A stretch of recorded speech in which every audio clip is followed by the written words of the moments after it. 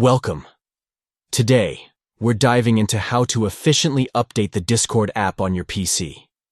Keeping your Discord up to date ensures you have the latest features and improvements. Let's get started. First, go ahead and open your Discord app. This is where all the magic happens. Make sure you're logged in and ready to go. Now, here comes the next step. You'll need to close the Discord app. Don't worry. This is a crucial part of the process. Just give it a quick exit, and we'll be one step closer to that fresh new update. Once you've closed the app, it's time to wait a while.